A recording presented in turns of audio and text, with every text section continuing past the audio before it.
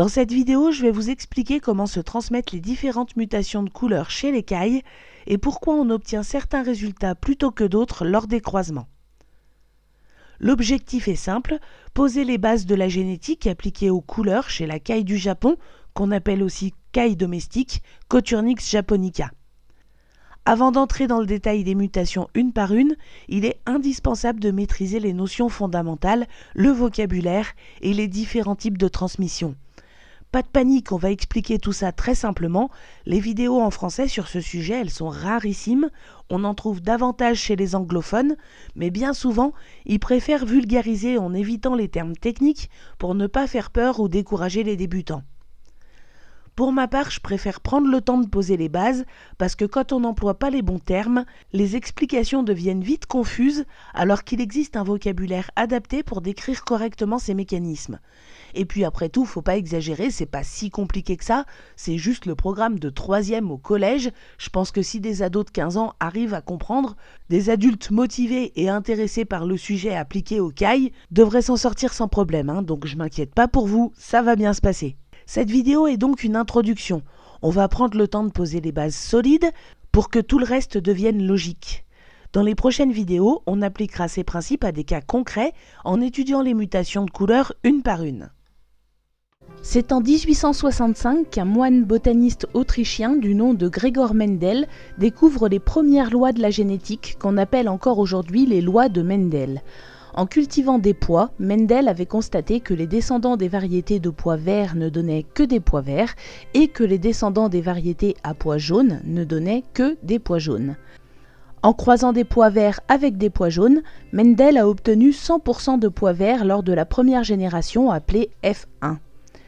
En croisant entre eux les pois issus de cette première génération F1, Mendel a obtenu une seconde génération, donc F2, composée de 75% de pois verts et de 25% de pois jaunes. Pourtant, tous les pois F1 étaient verts. La raison est simple, chaque individu possède deux versions possibles pour chaque gène qu'on appelle allèles, l'un hérité de sa mère et l'autre de son père. Lorsque les deux allèles d'un gène sont identiques, on dit qu'ils sont homozygotes. Dans l'exemple de Mendel, pour le gène responsable de la couleur des pois, la variété verte était homozygote pour l'allèle vert et la variété jaune était homozygote pour l'allèle jaune.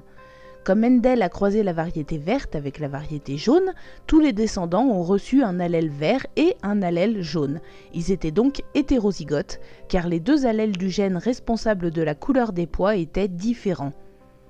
Dans ce cas, pourquoi les pois F1 étaient-ils tous verts ? Tout simplement parce que l'allèle vert est dominant, représenté ici par un V majuscule, et que l'allèle jaune est récessif, représenté ici avec la lettre minuscule J. Les allèles dominants s'expriment toujours, qu'ils soient présents en un ou deux exemplaires. En revanche, les allèles récessifs ne s'expriment que s'ils sont en deux exemplaires, donc homozygotes.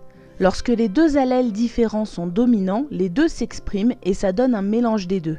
Un exemple bien connu a déjà été observé chez des jardiniers qui ont récolté leurs graines de courgettes après avoir cultivé en même temps des variétés de courgettes vertes et des variétés de courgettes jaunes. Lorsqu'il y a hybridation entre les deux, en F1, donc en première génération, on obtient des fruits dont la peau est en partie verte et en partie jaune. On dit que ces allèles sont codominants. Revenons maintenant à nos cailles. Dans ce schéma, on s'intéresse à la transmission d'un caractère lié à la couleur du plumage, le type bleu. Je vous ai parlé précédemment des allèles dominants, récessifs et codominants, mais je ne vous ai pas encore parlé d'une quatrième possibilité très importante à connaître dans le cas des cailles, parce que beaucoup de mutations de couleur se transmettent de cette façon chez cette espèce. On parle de dominance incomplète. Dans le cas d'une mutation à dominance incomplète, l'apparence de la forme hétérozygote est différente du type sauvage, mais différente également de la forme homozygote. C'est pas un mélange des deux comme dans le cas de nos courgettes codominantes en partie jaune et en partie verte. Non, c'est vraiment une apparence complètement différente. Dans le cas de la mutation bleue, chez la caille, la forme hétérozygote est une dilution gris bleuté du plumage. Le motif du type sauvage reste visible, mais atténué. La forme homozygote est complètement différente, avec un plumage très clair, quasi blanc uniforme. De très légères nuances grisâtres sont possibles, mais le motif de base devient indiscernable. Comme pour tous les êtres vivants, l'ADN porte toutes les informations génétiques de l'animal. L'ADN est organisé en chromosomes sur lesquels on trouve des gènes, chacun correspondant à un caractère précis et situé à un emplacement bien défini appelé locus. Je me suis vraiment pris la tête pour vous faire tous ces petits schémas là, donc n'hésitez pas à faire pause, à bien regarder et même à revenir en arrière pour réécouter si vous n'êtes pas sûr d'avoir compris. Comme je vous l'ai expliqué avec l'exemple des petits pois de Mendel, pour chaque locus, il existe 2 versions possibles d'un même gène, appelé allèle. Tout à l'heure, on avait des pois verts et des pois jaunes. Ici, on distingue le type sauvage, qui est la forme de référence du gène, et l'allèle bleu, qui est une mutation. Chaque individu possède 2 allèles pour un même gène, un transmis par le père et un transmis par la mère. Quand les 2 allèles sont identiques, on dit qu'il est homozygote. Quand les 2 allèles sont différents, on dit qu'il est hétérozygote. Lors de la reproduction, chaque parent transmet un seul de ces 2 allèles de façon aléatoire.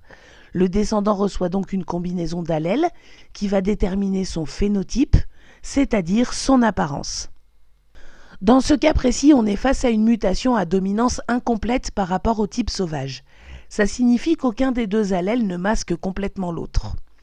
Un individu homozygote pour le type sauvage présente l'apparence normale, un individu hétérozygote présente un phénotype intermédiaire, les effets de la mutation sont visibles mais partiels, différents du type sauvage mais différents aussi de la forme homozygote.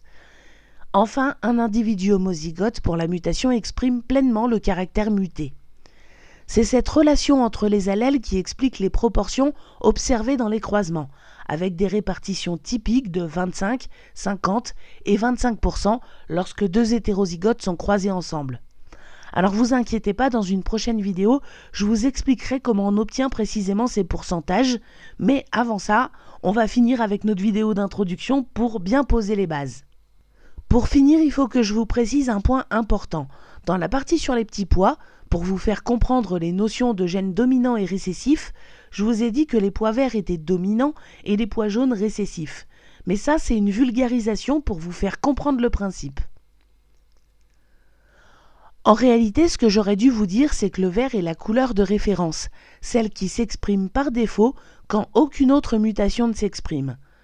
On ne considère pas le type de référence comme dominant ou récessif. C'est toutes les autres mutations qui sont décrites comme dominantes ou récessives par rapport à ce type de référence. Dans le cas des petits pois, le vert est le type de référence, le jaune est une mutation récessive par rapport à ce type de référence. Chez les cailles, c'est la même chose. Le type sauvage, également appelé classique, caille commune, ou pharaon chez les anglo-saxons, est le type de référence, celui qui s'exprime quand aucune autre mutation ne s'exprime. Toutes les autres mutations, elles sont décrites comme récessives ou dominantes par rapport au type sauvage. Vous avez maintenant les bases pour comprendre comment se transmettent les mutations responsables des couleurs et du motif sur le plumage chez la caille. On a vu des notions essentielles, gènes, allèles, chromosomes, hétérozygotes et les différents types de transmission, notamment la dominance incomplète qui est très fréquente chez cette espèce. Et avec ces bases, vous allez pouvoir lire et comprendre les schémas de croisement et surtout anticiper les résultats possibles. Dans les prochaines vidéos, on va appliquer tout ça à des cas concrets, en étudiant les mutations de couleur une par une, pour voir précisément comment elles se comportent en reproduction. Si vous avez des questions, n'hésitez pas à les poser en commentaire, j'y répondrai avec plaisir. Et si ce type de contenu vous intéresse, pensez à vous abonner pour ne pas manquer la suite. Merci d'être là et à bientôt pour une prochaine vidéo.